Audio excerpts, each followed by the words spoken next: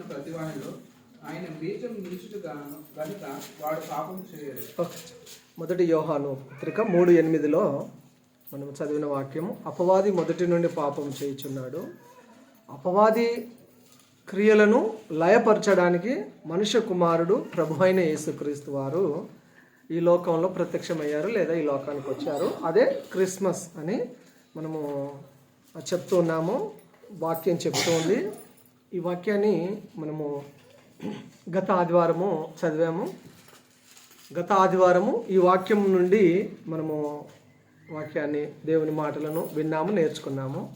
దానిని కొనసాగింపుగా పార్ట్ 2, అపవాది క్రియలు పార్ట్ 2 ఈ వారం. ఇది డిఫరెంట్ కోణం. మళ్ళీ ఇది డిఫరెంట్. అపవాది ఏం చేస్తాడు అనే దానికి ఒక 4 విషయాలు గత వారము విన్నాం. అపవాది ఏం చేస్తాడో తెలుసా మీకు? ఏం చేస్తాడు చెప్పండి? శోధిస్తాడు. ఇంకేం చేస్తాడు? వాక్యం వినకుండా చేస్తాడు. ఇంకేం చేస్తాడు? అబద్ధాన్ని చెప్పమంటాడు, నేరం మోపుతాడు. ఈరోజు దాని కొనసాగింపుగా ఇంకా కొన్ని విషయాలు, ఒక 3 విషయాలు ఈరోజు మేము ముందు ఉంచడానికి ఇష్టపడుతున్నాను. అపవాది క్రియలు ఏంటి, పసిగట్టి వాటిని జయించాలి, వాటిని జయించడానికి మనుష్య కుమారుడైన ప్రభు అయిన యేసయ్య మనకి ఎలా సహాయం చేస్తాడు అనే విషయాన్ని మీ ముందు ఉంచుతూ వస్తున్నాను. గత వారము దాన్ని కొనసాగింపుగా ఈరోజు కూడా అదే వాక్యం మీద దేవుని వాక్యాన్ని మనము వినబోతున్నాము. యేసయ్య చెప్పాడు మత్తయి సువార్త 12:25. ఒకసారి తెరుస్తారా?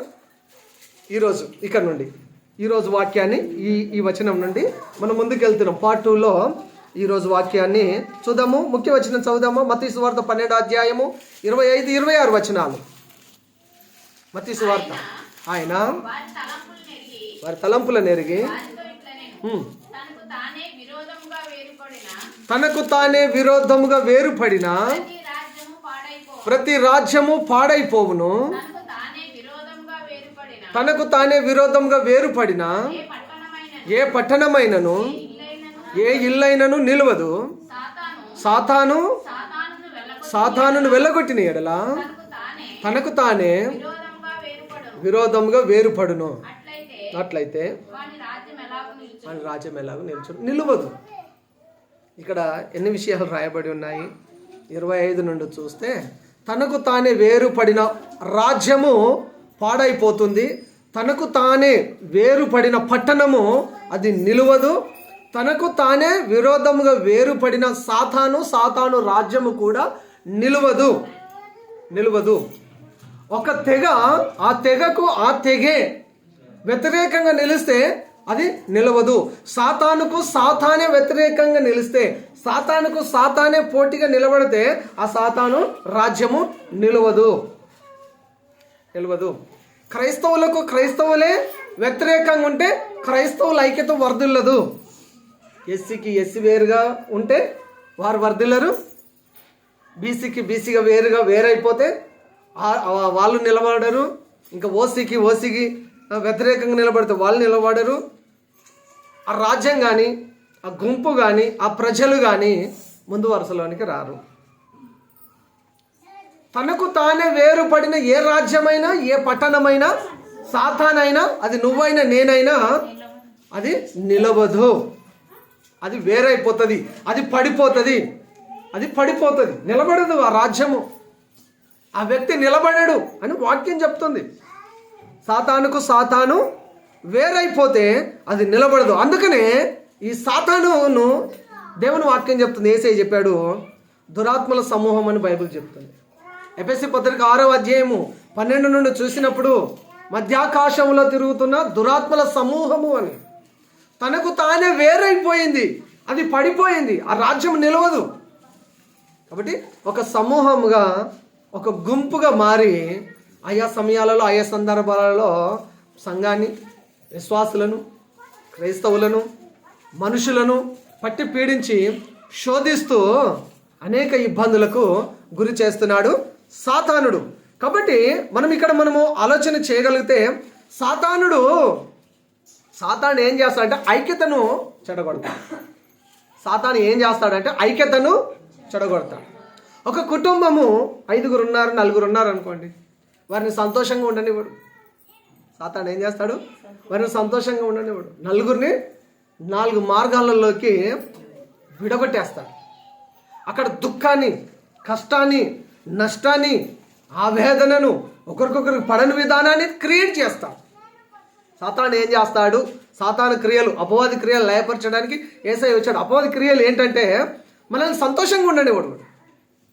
నేను సంతోషంగా ఉండనివాడు, నేను వేదనలకు గురి చేస్తాడు. ఐక్యతను విడగొడతాడు, విడదీస్తాడు. ఐక్యంగా ఉండనివాడు. సాతానుడు బైబిల్లో మనం చూస్తే సాతాను యూదాను ఎన్నుకున్నాడు. యూదులు యేసయ్యను కాదని బరబ్బాని ఎన్నుకున్నారు.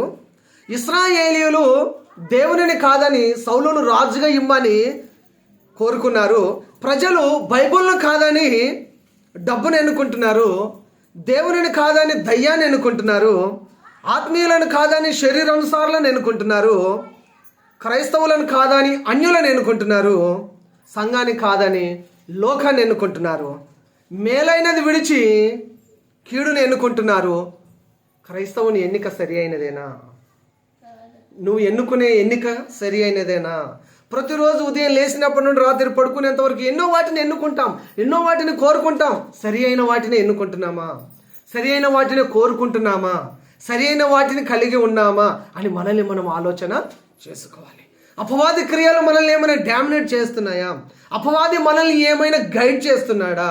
అపవాది మనల్ని ఏమైనా ప్రేరేపించి తప్పుడు మార్గాలలోకి పంపిస్తున్నాడా? ప్రతిరోజు అద్దం ముందుకెళ్ళి మనల్ని చక్కగా నీట్గా అందంగా చూసుకున్నట్టుగానే వాక్య వెలుగులో మనల్ని మనము ప్రతిరోజు సరిగా చూసుకోవాలి. మనల్ని సాతాను నడిపిస్తున్నాడా, దేవుని ఆత్మ నడిపిస్తుందా అనే విషయాన్ని మనము గమనించుకోవాలి. బైబిల్లో మరియా ఉన్నది. యేసయ్యను తన గర్భంలో ఉండడానికి ఎన్నుకున్నది. మరియా ఎవరు ఎన్నుకుంది? తన గర్భంలో యేసయ్య పుట్టాలని ఎన్నుకున్నది. యేసయ్యని ఎన్నుకున్నది. ఇంకొక మరియా ఉన్నది. ఆమె యేసయ్య పాదాల దగ్గర వాక్యం వినే కార్యక్రమాన్ని ఎన్నుకున్నది. ఆమె ఇంకొక మరియా ఉన్నది. ఆమె తల వెంట్రుకలతో యేసయ్య పాదములను తుడిచి కన్నీళ్లతో ఆయన పాదాలను కడిగిన పనిని ఎన్నుకున్నది ఆమె. మనం ఏమి ఎన్నుకుంటున్నాం? మన ఆత్మీయ జీవితం ఎదుగుదల కొరకు మనం ఏమి ఎన్నుకుంటున్నాం? మన ఎన్నిక ఎలా ఉన్నది? మనం ఎవరిని కోరుకుంటున్నాం? దేనిని కోరుకుంటున్నాం? అది వస్తువు అయినా, మనిషి అయినా, వ్యక్తి అయినా, దైవానికి సంబంధించిందైనా ఏమి ఎన్నుకుంటున్నాం? ఏం కోరుకుంటున్నాం? దేవుడు అంటున్నాడు దావీదును చూసి, ఇతడు నా హృదయానుసారుడు, నేను ఇతన్ని ఎన్నుకుంటున్నాను, నేను ఇతన్ని కోరుకుంటున్నాను అంటున్నాడు. దేవుడు మన గురించి అలా చెప్పగలుగుతున్నాడా? మీరు నాకు ప్రియమైన బిడ్డలు, నేను మిమ్మల్ని కోరుకుంటున్నాను, నేను మిమ్మల్ని ఎన్నుకుంటున్నాను. ప్రభువు మన గురించి చెప్పగలుగుతున్నాడా? ఎన్నో విషయాలలో మనము ప్రభువును ఆయాస పెట్టే వారంగా, దేవుని మనము బాధ పెట్టే వారంగా ఉంటున్నాం. అనేకమైన విషయాలలో మాట కావచ్చు, ప్రవర్తన కావచ్చు, పద్ధతి కావచ్చు, జీవన శైలి కావచ్చు, అనేక సందర్భాలలో మనము దేవుని దుఃఖపెట్టి సాతానును సంతోషపెట్టే వారముగా ఉంటున్నామేమో. చెక్ చేసుకోవాలి మనల్ని మనము చెక్ చేసుకోవాలి. అపవాది చాలా స్పీడ్గా పనిచేస్తున్నాడు. ఎందుకంటే మనకి సమయం కొంచెమని నేను లాస్ట్ వీక్ చెప్పాను. బట్ చాలా స్పీడ్గా పనిచేస్తున్నాడు, మనల్ని స్లో చేసేస్తున్నాడు. అపవాదికి సమయం కొంచెం కాబట్టి చాలా స్పీడ్గా పనిచేస్తున్నాడు. మనం ఇంకా చాలా సమయం ఉంది అనుకొని మనము ఏం చేస్తున్నాం? స్లో అయిపోయాం. అందుకనే ఈ మధ్యకాలం అంటే ఇంతకుముందు ఒక పాట వచ్చింది, సమయం పోనివ్వక సిద్ధపడు ఓ సంగమా, సిద్ధలలో నూనెను సిద్ధముగా చేసుకో అనే పాట. విన్నారా? సమయము పోనివ్వక అంటే ఒక లైన్ తీస్తే గుర్తుకొస్తుందా? తెలుసు కదా. సమయము పోనివ్వక సిద్ధపడు మా సంగమా, సిద్ధలలో నూనెను సిద్ధముగా చేసుకో, రారాజు రానయ్యున్నాడు. సమయం పోనివ్వకుండా దాన్ని సద్వినియోగం చేసుకోవాలని వాక్యం చెప్తుంది, దేవుడు చెప్తున్నాడు. సాతానేమో మన సమయాన్ని వృధా చేస్తాడు. మళ్ళీ ఇంకోటి ఏం చేస్తాడంటే చాలా సమయం ఉందని చెప్పేసి మనం స్లో చేస్తున్నాడు. దేవుని విషయంలోనే స్లో చేస్తాడు, మిగతా అన్ని విషయాలను మనల్ని చాలా స్పీడ్గానే ముందుకు నెట్టేస్తాడు. కాబట్టి అపవాద క్రియలు రకరకాలుగా ఉంటాయని దేవుని వాక్యము మీ ముందుకు వచ్చింది. హల్లెలూయా. మరియా యేసును తన గర్భాన రావడానికి ఎన్నుకుంది. మరియా వాక్యాన్ని ఎన్నుకుంది. మరొక మరియా యేసు పాదాలు కడగడము ఆ కార్యాన్ని ఎన్నుకున్నది. దేవుడు మెచ్చుకునే కార్యాన్ని, పనులను మనం కోరుకోవాలి. మన జీవితంలో వాటిని అనుమతించాలి. అప్పుడు ప్రభువుకు మహిమ వస్తుంది, మనకు కూడా దీవెన కలుగుతుంది. దేవునికి స్తోత్రం, హల్లెలూయా. అపవాది క్రియలు ఏంటి? 3 చెప్తానన్నాను. మొదటిది, సాతానుడు తప్పుదోవ పట్టిస్తాడు. ఇది ఒకటి. సాతానుడు ఏం చేస్తాడు? వాడు తప్పుదోవ పట్టిస్తే మీరేం చేస్తారండి? పసిగట్టాలిగా. తప్పుదోవ పట్టిస్తే ఎటు పంపిస్తే అటు వెళ్తారా? సాతానుడు ఎటు పంపిస్తే అటు, ఎటు నడిపిస్తే అటు నడుస్తాడా? ఇది సరైన మార్గమా కాదా అనే విషయాన్ని మనము గ్రహింపులోనికి రావాలి. ఫస్ట్ సాతాను క్రియ ఏంటంటే తప్పుదోవ పట్టిస్తాడు, మనల్ని తప్పుదోవ పట్టిస్తాడు. యేసు ప్రభు పుట్టినప్పుడు ఆ తూర్పు దేశపు దిక్కున ఆ నక్షత్రాన్ని చూసి ఆ తూర్పు దేశపు జ్ఞానులు ఎక్కడికి వచ్చారంటే, అయ్యో మెస్సయ్య రాజు పుట్టాడు, యూదులకు రాజు పుట్టాడు కాబట్టి రాజుల గృహంలోనే పుట్టి ఉంటాడు అని చెప్పి ఆ జ్ఞానులందరూ స్టేట్గా హేరోదు రాజు ఇంటికి వచ్చారు. రాజుగా పుట్టాడంటే రాజగృహంలోనే పుడతాడు కదా, పాకలో పుడతాడని ఎవరు ఎక్స్పెక్ట్ చేయరు కదమ్మా. చేస్తారా? రాజు ఎక్కడ పుడతాడు? రాజగృహంలో పుడతాడు. కాబట్టి జ్ఞానులు రాజు ఇంటికి వెళ్ళారు. అక్కడికి వెళ్ళిన తర్వాత రాజుని అడిగారు, యూదులకు రాజుగా పుట్టినవాడు ఎక్కడ? మత్తయి సువార్త 2వ అధ్యాయం మొదటి నుండి చూసినప్పుడు యూదులకు రాజుగా పుట్టినవాడు ఎక్కడ అని అడిగితే, రాజును నేనే, ఇక్కడైతే ఎవరు పుట్టలేదు మా ఇంట్లో అంటే, లేదు గ్రంథాలు వేదాలు అన్ని ఘోషిస్తున్నాయి, యూదులకు రాజుగా పుట్టినవాడు ఇక్కడే ఉన్నాడు అని మేము వచ్చాము అంటే, ఇక్కడ లేడు ఆయనను మీరు కనుగొంటే మాకు చెప్పండి అని హేరోదు రాజు చెప్పాడు. ఆయన జాడ తెలుసుకోవడానికి తప్పుదోవ పట్టించడానికి హేరోదు రాజు అన్నాడు, నేను కూడా వచ్చి ఆయనను మొక్కుతాను, నేను కూడా వచ్చి ఆ బాలుడైన యేసును నేను ఆరాధిస్తాను, ఆయన జాడను నాకు చెప్పండి. కానీ జ్ఞానం కలిగిన వారు తప్పటడుగు వేసిన దేవుడు లేదా దేవుని నక్షత్రము వారిని సరైన చోటికి నడిపించింది. యేసయ్య ఉన్న చోటుకు నడిపించింది. యేసయ్య దగ్గరికి వెళ్ళి బంగారము సాంబ్రాణి బోలమును కానుకలుగా ఆయన కర్పించి ఆయనను పూజించి సాగిలపడి నమస్కరించారు. హల్లెలూయా. కొన్నిసార్లు సొంత ఆలోచనతో తప్పుడు మార్గంలోకి వెళ్తుంటాం. కొన్నిసార్లు సాతానుడు మనల్ని తప్పుడు త్రోవలో నడిపిస్తూ ఉంటుంటాడు. కానీ దేవుడు మనల్ని సరియైన త్రోవలోనే నడిపిస్తాడు. దేవునికి మహిమ. హల్లెలూయా. మత్తయి సువార్త 7వ అధ్యాయం 13, 14, 15 వచనాలలో రాయబడి ఉంది, నారో వే, బ్రాడ్ వే. 2 వేస్ ఉన్నాయి అక్కడ. ఒకటి ఇరుకు మార్గము, ఇరుకు ద్వారమున ప్రవేశించండి, నాశనమునకు పోవు ద్వారము వెడల్పుది, ఆ దారి విశాలముగా ఉన్నది, దాని ద్వారా ప్రవేశించువారు అనేకులు. జీవమునకు పోవు ద్వారము అది ఇరుకు, ఆ దారి సంకుచితమై ఉన్నది, ఈ ఇరుకు ద్వారమును కనుక్కునేవారు కొందరే. ఈ ఇరుకు ద్వారమే క్రైస్తవత్వం. విశాలమైన ద్వారాన్ని సాతానుడు మీ కొరకు చూపిస్తాడు. విశాలమైన మార్గం, బ్రాడ్వే. దీనిని మన మాటలో చెప్పాలి అంటే ఇది విచ్చలవిడితనం అనొచ్చు. విశాల మార్గంలో ఏముంటుంది? అక్కడ రూల్స్ లేవు, రెగ్యులేషన్స్ లేవు. ఎలా పడితే అలా వెళ్ళొచ్చు, ఎలా పడితే అలా మాట్లాడవచ్చు, ఎలా పడితే అలా జీవించవచ్చు. రూల్స్ రెగ్యులేషన్స్ ఏం లేవు. ఈ విశాలమైన మార్గం. కానీ ఇరుకు మార్గంలో రూల్స్ రెగ్యులేషన్స్ ఉన్నాయి, కండిషన్స్ అప్లై ఉన్నాయి. ఇరుకు మార్గం ఇది. చాలా సందర్భాలలో ఇది కష్టంగా అనిపిస్తుంది, కఠినముగా అనిపిస్తుంది. ఎంత నిష్టగా ఉండాలా అనిపిస్తుంటుంది, ఎంత భక్తిగా ఉండాలా అనిపిస్తుంటుంది. కొన్నిసార్లు శ్రమలు, కొన్నిసార్లు శోధనలు, కొన్నిసార్లు ఇరుకులు, ఇబ్బందులు, ఏమి చేయాలో అయోమయ పరిస్థితి, అర్థం కాని స్థితిలోనికి వెళ్ళిపోతుంటారు. ఇరుకు మార్గము, దీనిని కనుగొనేవారు కొందరు, దీనిలో వెళ్ళేవారు కొందరు. ఈ ద్వారం గుండా వెళ్ళిన వారు జీవానికి వెళ్తారు. హల్లెలూయా. సాతానుడు తప్పుదోవ పట్టిస్తాడు. సాతానుడు ఏ త్రోవ పట్టిస్తాడు? తప్పుదోవ పట్టిస్తాడు. ఇంకొక విషయం, ఒక జనరల్ విషయం గమనిద్దాం. షార్ట్కట్లో వెళ్తే ప్రమాదం ఉండొచ్చు. డొంక తిరుగు దారులు, దొడ్డి దారులు వెళ్ళొద్దని చెప్తుంటారు పెద్దలు. కానీ రహదారిలోనే వెళ్ళాలి, స్టేట్ వేలోనే వెళ్ళాలి, స్టేట్ వేలోనే మనము వెళ్ళాలి. చుట్టైనా సుఖంగా పోరా అంటారు కదా, అన్నారా? చుట్ట తిరిగిపోయినా సుఖంగా పోరా అంటారు. షార్ట్ కట్ వేలో ప్రమాదం పొంచి ఉంటుంటుంది.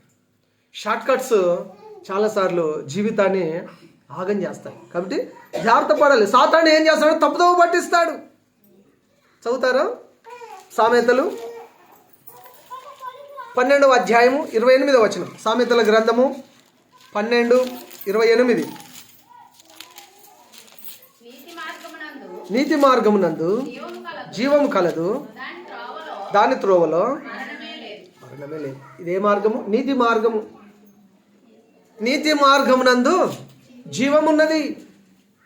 ఈ జీవం కలిగిన మార్గంలో వెళ్తే మరణము రాదు, మరణము లేదు. జీవానికి పోయే మార్గం అది. నెక్స్ట్ అక్కడే 14వ అధ్యాయము 12వ వచనం. ఒకని ఎదుట సరి అయినదిగా కనబడు మార్గం కలదు, అయితే ఒకనికి సరి అయినది కనబడే మార్గం, సొంత మార్గం ఇది. ఒకడికి సరి అయినదిగా కనబడుతున్న మార్గం ఇది.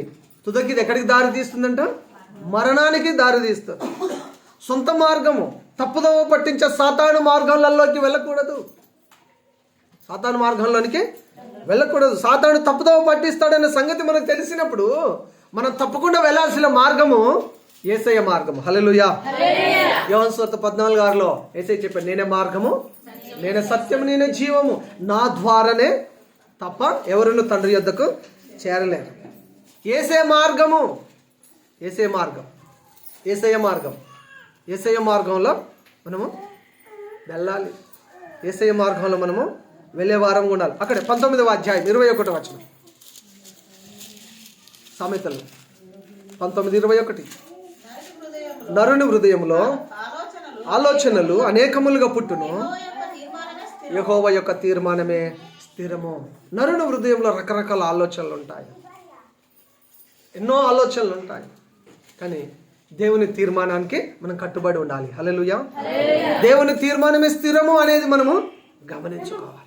దేవుని తీర్మానము అది స్థిరమైనది. దేవుని తీర్మానము కాకుండా మన సొంత తీర్మానంలో, సొంత మార్గంలో వెళ్తే సాతాను మనల్ని ఇలా ఇన్ఫ్లుయెన్స్ చేసి సొంత మార్గం గుండా వెళ్ళేటట్టు చేసి తప్పుదోవ పట్టిస్తాడు. కాబట్టి మనము సాతాను నడిపించే తప్పుదోవలో వెళ్లకుండా యేసయ్య మార్గంలోనే మనము వెళ్దాము, జీవాన్ని చేరుకుందాం. దేవునికి మహిమ. హల్లెలూయా.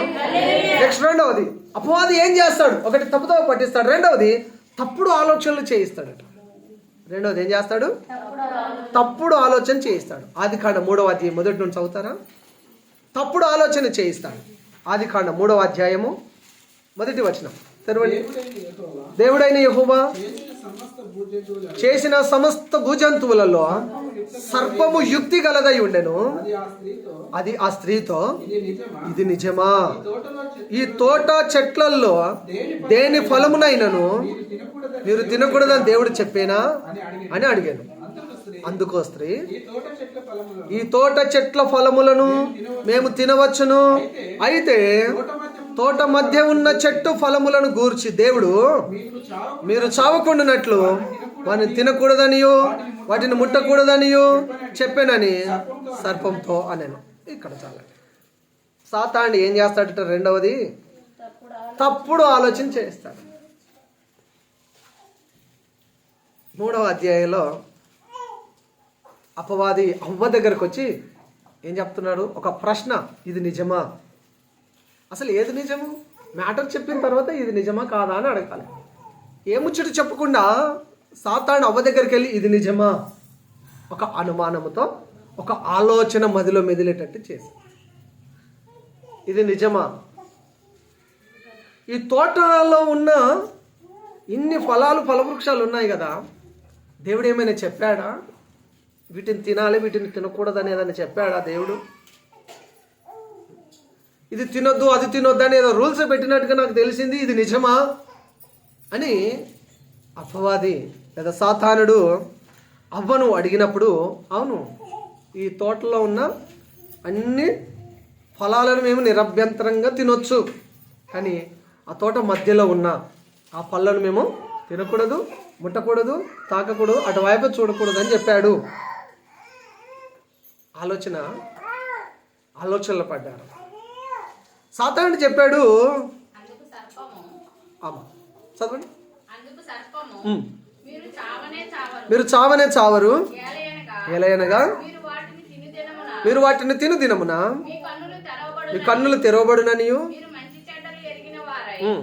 దేవదూతల వలె ఉందురనియు దేవునికి తెలియనని స్త్రీతో చెప్పగా చాలా మాట్లాడదాం. ఇక్కడ మీరు ఏదైతే దేవుడు తినొద్దని చెప్పాడో దానిని మీరు తిన్నప్పుడు మీరు దేవతల వల్ల అవుతారు, మీ కన్నులు తెరవబడతాయి, మీరు చాలా అద్భుతమైన శక్తులు మీకు వచ్చేస్తాయి అని చెప్పే వరకు హవ్వ ఆలోచనలు పడింది. ఇన్ని బెనిఫిట్స్ ఉన్నప్పుడు తప్పకుండా తినాల్సిందే. కొన్ని సంవత్సరాల కిందట డ్రాగన్ ఫ్రూట్ అంటే మన ఏరియాలో పెద్దగా తెలియదు ఎవరికి. ఒకవేళ ఆ చెట్టు కనిపించినా కూడా ఇదేదో పిచ్చి ముళ్ళ చెట్టు అంట. ఇప్పుడు డ్రాగన్ ఫ్రూట్ వచ్చిన తర్వాత చెప్తా ఉన్నారు, ఇక ఇది తినాలి, అది తినాలి, దీని అన్నం తిన్న తర్వాత 2 ముక్కలు తినాలి, ఇది దొరికినప్పుడు తినాలి, పింక్ తినాలి, వైట్ తినాలి చెప్తా ఉన్నారు. దాంట్లో బెనిఫిట్స్ ఉన్నాయని తెలిసినప్పుడు దాన్ని తినడానికి ఇష్టపడతాం. ఇప్పుడు హవ్వ కూడా అదే పని చేసింది. ఇన్ని బెనిఫిట్స్ దీంట్లో ఉన్నాయి, తప్పకుండా మనం దీనిని తినాలి. దేవుడు ఏం తినమని చెప్పాడమ్మా? ఒక 2 నిమిషాలు, ఒక 5 నిమిషాలు ఇక్కడ ఆగుదాం మనము. ఆ తోటలో అన్ని పండ్లు ఉన్నాయి, అన్ని చెట్లు ఉన్నాయి, ఒక చెట్టు పొలం మాత్రం తినొద్దని చెప్పాడు. తోట మధ్యలో ఉన్నది మంచి చెడులు తెలుగునిచ్చే ఆ పండు మాత్రం తినొద్దని చెప్పాడు. మిగిలిన అన్నిటిని ఏం చేయమన్నాడు? మరి అవన్నీ తినకుండా ఇదే కావాలని ఎందుకు మీరు? అర్థమైందా? ఇప్పుడు అన్నీ ఉన్నాయి, గంపలు తినేయచ్చు, తోటంతా తినేయచ్చు, వాటన్నిటిని కాదని ఇది ఎందుకు తినాలని మీకు? అవన్నీ తినొచ్చు కదా. ఏమండి అర్థమైందమ్మా? అన్ని తినొచ్చు, అన్నిటిని పక్కన పెట్టేసి ఇదే కావాలని తింటారు. సాతాను ఏం చేశాడు? తప్పుడు ఆలోచన పెట్టాడు, రాంగ్ మోటివ్ చేశాడు, రాంగ్ సజెస్ట్ చేశాడు. సాతాను ఏం చేశాడు? తప్పుడు ఆలోచన, తప్పుదోవ పట్టిస్తాడు. వాడి మార్గంలో, వాడి ట్రాప్లో పడ్డ వాళ్ళంతా తప్పుదోవలకు వెళ్ళిపోతారు. అఫ్కోర్స్ అది జరుగుతుంది సమాజంలో, ఈవెన్ క్రిస్టియానిటీలో కూడా జరుగుతాం. కానీ సాతాను రెండోది ఏం చేస్తాడు? తప్పుడు ఆలోచన. దేవుడు జీవవృక్ష ఫలాలు ఇస్తే తినలేదు ఆదాం. ఆ తినొద్దన్న పండు అవ్వ సగం గొరికి సగం ఇస్తే ఊరిలుచుకుంటే తిన్నాడు ఆదాం. జీవవృక్ష ఫలాలను దేవుడు తినరా బాబు అని ఇస్తే ఆదాం వద్దన్నాడు. అవ్వ ఇచ్చిన తినొద్దన్న పండు ఆ ఎంగిల్ని తిన్నాడు. అందుకనే ఇప్పుడు మనకి ఈ పరిస్థితి వచ్చింది. ఆదాం పాపం చేయడం వల్ల ఇదంతా అందరికీ పాపంగా సంక్రమించింది. మంచిది ఇస్తే ఎవరు తీసుకోరు, చెడుదే కావాలంటారు. మనిషి సహజ గుణం ఇట్లా ఉంది. మరి మనిషి యొక్క సహజ గుణం ఎట్లా ఉంది? మంచి చెప్పేది కాదు, చెడు చెప్పే వారికి ఆలోచనలో పడతారు. సాతాను నిజానికి మంచి చెప్పిందా, చెడు చెప్పిందా? మీరు తింటే దేవతల్లా అవుతారు, మీ కన్నులు తెరవబడతాయి, మీకు అది వస్తుంది, మీకు ఇది వస్తుంది, మీకు అది వస్తుంది, మీకు ఇది వస్తుంది, మీరు ఇట్లా అవుతారు, అట్లా అవుతారు, దేవుళ్ళలాగా అయిపోతారు, దేవుని తలదంతారు. సాతాను బుద్ధి అది. పోయిన వారం చెప్పిన, దేవుని కంటే పైకి వెళ్ళాలనుకున్నా తొక్కత కింద వచ్చి పడ్డాడు. ఓకే, సాతాను బుద్ధి అది. అదే నేర్పుతూ ఉంటాడు మనకు, దేవుని కంటే పైకి వెళ్ళాలి, లేదా దేవుని డామినేట్ చేయాలి అని, దేవుని డిగ్రేడ్ చేయాలని, దేవుని డిఫాల్ట్ చేయాలని. సాతాను పని, సాతాను గుణం అట్లా ఉంటాయి. వాడి ఆలోచన, వాడి ఐడియాలజీ అది. సాతాను ఏం చేస్తాడు? రెండవ భాగంలో తప్పుడు ఆలోచన చేస్తాడు, తప్పుడు ఆలోచన చేయిస్తాడు. మన ఆలోచనలన్నీ చాలా ప్యూర్గా ఉండాలంటే మన మైండ్, మన బ్రెయిన్, మన ఆలోచనలంతా క్రీస్తుకు చెరపట్టాలి. హల్లెలూయా. చదువుతారా? ఆ చక్కటి మాట చదువుదాము. 2వ కొరింథీ పత్రిక 10వ అధ్యాయం 5వ వచనం. 2వ కొరింథీ 10:5. తెరవండి, స్పీడ్గా చదువుతున్నారు, చదవండి. విచక్షణలను ఉమ్, దేవుని కూర్చుని జ్ఞానమును ఉమ్, అడ్డగించి ప్రతి ఆటంకమును కడదోసి ప్రతి ఆలోచనను క్రీస్తుకు లోబడిన ప్రతి ఆలోచనను క్రీస్తుకు లోబడినట్లు చెరపట్టి మీరు సంపూర్ణ విధేయతను మీరు సంపూర్ణ విధేయతను కనపరిచినప్పుడు సమస్తమైనవి అవిధేయతను ప్రతిదండన చేయ సిద్ధపడి ఉన్నాము. చాలు. మన ప్రతి ఆలోచన క్రీస్తుకు చెరపట్టాలి, క్రీస్తుకు లోబడాలి, క్రీస్తు ఆలోచనతో ఏకీభవించాలి. మన బుర్రలో ఎన్నో చింతలు ఉంటాయి, మన హృదయంలో ఎన్నో చీకు చింతలు ఉంటాయి. ఫిలిప్పీ పత్రిక 4:6 చెప్తుంది, మీరు దేనిని గురించి చింతపడకూడదు కానీ ప్రతి విషయంలో ప్రార్థన విజ్ఞాపనలు యాచనలను చేస్తూ మన అవసరతలన్నీ కృతజ్ఞతాపూర్వకంగా ప్రభువుకు తెలియచేస్తే, అప్పుడు మనం దేవునికి తెలియజేస్తే, దేవునికి సబ్మిట్ చేస్తే, అప్పుడు సమస్త జ్ఞానానికి మించిన దేవుని యొక్క సమాధానము మన హృదయానికి మన తలంపులకు కావలిగా ఉంటుంది, మన ఆలోచనలు కావలిగా ఉంటుంది. మన ఆలోచన విధానం మారిపోతుంది, మన ఐడియాలజీ మారిపోతుంది. క్రీస్తుకు చెరపట్టాలి, మనం క్రీస్తు ఆలోచనకు మనల్ని మనం అప్పగించుకోవాలి. యేసయ్య పుట్టినప్పుడు ఆయనకు అనేక పేర్లతో పిలిచారు. యెషయా గ్రంథం 9:6 ఉన్నది, ఆయన ఆశ్చర్యకరుడు, హల్లెలూయా, ఆయన అద్భుతకరుడు, ఆయన సమాధానకర్త, ఆయన నిత్యుడగు తండ్రి, ఆయన ఆలోచనకర్త అండి. మన దేవుడు ఆలోచనకర్త. మన ఆలోచనలన్నీ క్రీస్తు ఆలోచనలో కలవాలి. పిల్ల కాలువలన్నీ వెళ్ళిపోయి నదిలోనూ సముద్రంలో కలిసినట్టుగా మన ఆలోచనలన్నీ వెళ్ళి క్రీస్తు ఆలోచనలు కలిసిపోవాలి. అప్పుడు మన ఆలోచనలన్నీ చాలా ప్యూరిటీగా మారిపోతాయి, చాలా పరిశుద్ధంగా మారిపోతాయి. సాతాను ఆలోచన ఏంటో దేవుని ఆలోచన ఏంటో మనకు అర్థమవుతుంది. సాతాను తప్పుడు ఆలోచన చేయిస్తాడు, మన ఆలోచనలో మన బుర్రను పాడు చేస్తాడు. కాబట్టి నీ బుర్రలో సాతానికి అవకాశము ఇవ్వకూడదు. హల్లెలూయా. నెక్స్ట్, సాతానుడు ఏం చేస్తాడు అనే దాంట్లో 3వది, సాతానుడు తప్పుడు పనులు చేయిస్తాడట. ఏం చేయిస్తాడు సాతానుడు? ఒకటి తప్పుదోవ పట్టిస్తాడు, రెండవది తప్పుడు ఆలోచన చేయిస్తాడు, మూడవది తప్పుడు పనులు చేయిస్తాడు. చదువుతారా? అపోస్తుల కార్యములు 16:16 చివరిది. అపోస్తుల కార్యముల గ్రంథము 16వ అధ్యాయము. మేము ప్రార్థన స్థలమునకు వెళ్ళుచుండగా పుతోను అను దయ్యము పట్టినదై సోదె చెప్పుట చేత తన యజమానులకు బహులాభం సంపాదించుచున్న చిన్నది మాకు ఎదురుగా వచ్చింది. ఆమె పౌలను మమ్మల్ని వెంబడించి, ఈ మనుషులు సర్వోన్నతులైన దేవుని దాసులు, మీరు మీకు రక్షణ మార్గం ప్రచురించువారై ఉన్నారని కేకలు వేసి చెప్పింది. ఆమె అక్కడ ఇంకా ఆ పేరంతా అక్కడ పుతోను దయ్యం పట్టిన ఒక యవనస్తురాలైన ఒక అమ్మాయి గురించి రాయబడింది. ఈ యవనస్తురాలైన అమ్మాయి మీద పుతోను అనే పేరు కలిగిన ఒక దయ్యం పట్టింది. ఈ దయ్యం ఏం చేస్తుందంటే సోది చెప్తుంది. సోది చెప్తామమ్మా, సోది మంచివి చెప్తాము, చెడ్డవి చెప్తాము, ఉన్నవి చెప్తాము, లేని చెప్తాము, ఇంకేం చెప్తాము చెప్పండి, ఇంకేం చెప్తాము? ఆ సోది ఏం చెప్తారు? ఆ సోది చెప్తాము ఏం చెప్తానమ్మా? కనిపించినవి చెప్తాను, కనపడని చెప్తాను, ఉన్నవి చెప్తాము, లేని చెప్తాము, నిజాలు చెప్తాము, అబద్ధాలు చెప్తాము అన్నది అబద్ధాలు చెప్తాము, నిజాలు చెప్తాము, ఉన్నవి లేనట్టు చెప్తాము, లేని ఉన్నట్టు చెప్తాము, మసి మారేడుగా చేసి నీ జీవితం బాగుంది, అద్భుతంగా ఉందని చెప్తాము, నీ చేతిలో గీత ఇట్లుందంటారు, నీ నొసల మీద ఇట్లా ఉందని చెప్తారు, నీ జుట్టు ఇట్లా ఉందని చెప్తారు, నీకు మంచి భవిష్యత్తు ఉందని చెప్తాను, నువ్వు ఆడిపోతావు కుర్రో ఇవన్నీ చెప్తుంది, సోది చెప్తుంది. ఈ దయ్యం కూడా అదే చెప్తుందంట, ఇదే చెప్తుంది, సోది బాగా చెప్తుంది, నా జీవితం బాగా మారిపోతుందట.